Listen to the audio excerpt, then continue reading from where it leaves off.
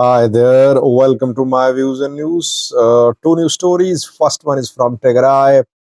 A disappointing news, I would say, because we were hoping that Saturday could lead to some sort of normalization in Tigray. The region is gripped by political tensions. Saturday was crucial. Why was it crucial? What happened? Secondly, Somalia viewers. International community is trying to strengthen Somalia's capability so that Somalia can establish military, it can arm its military. But a development indicates that Somalia will have to be careful that weapons being provided by the international community, logistical support provided by international community must be properly utilized by SNA, Somalia's national army. Let's start from Tigray. We know that intra TPLF differences are continuing without an end in sight. The two sides have taken extreme positions. They are not willing to see each other. This both claim to be real representatives of the people of Tigray and real TPLFs. Both dismiss, reject each other, and despite some efforts, the tensions could not be resolved. Saturday was a big day for me in Tigray because 3 days ago we heard that on Saturday, two TPLF wings could start discussions. I got this information 3 days ago. I was working on it. I was waiting for some sort of confirmation from the two TPLF wings. Were they going to be part of discussion? I did not receive any confirmation. I did not break this news. I thought without any confirmation from the two sides about discussion, there's no point in talking about this development.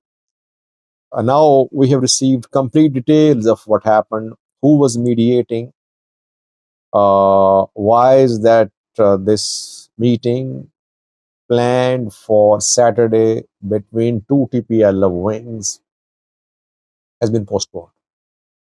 Who was mediating between the two TPLF wings? Some religious, political, and civil society members were mediating. 7 organizations were jointly mediating between two TPLF wings, TPLF Debrecen and TPLF Getachew. Tigray Public Diplomacy is one of these organizations. Garialta Institute for Policy Studies and Training, Tigray Chamber of Commerce, Alliance of Civil Societies organizations. These are four, three others too. They had started a joint effort to solve the political issue in Tigray. And the big names who were involved in this effort of mediation include Wandimo Assamino, a former ambassador. He was part of TPLF's team which negotiated Pretoria deal, which talked to federal government. The Pretoria was signed. So you can see how influential he is. He was part of this team which was mediating.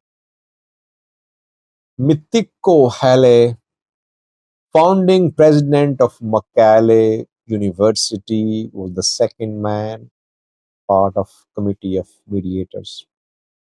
And head of Catholic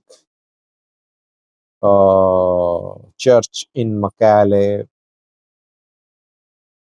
Abba Berhe was also involved in this effort of mediation. A meeting was being worked on for Saturday for the last 1 week, for the last several days, you can say. These organizations and leaders have been trying to contact the two TPLF wings, Getachew and Debrecen, asking them to meet on Saturday. Face to face meetings between the two sides were planned for Saturday. But the organizations could not convince the two factions to join the meeting. Saturday's meeting has been postponed. So this is first real effort of mediation which has been publicly acknowledged by the mediators. Though we know that military might be mediating, there could be other players to mediating, but this one is publicly acknowledged effort of mediation by a group of organizations. It's not working, but the parties say, the organizations say that they will continue their efforts of mediation, that only path to peace and prosperity and stability in Tigray passes through negotiations. They're hoping that in coming days the two groups will meet. Let's see. I believe that differences are huge. Positions taken by two sides are very extreme positions. There is little room of reconciliation, but talks should happen, because when talks start, sometimes solutions are found. So talks should be backed.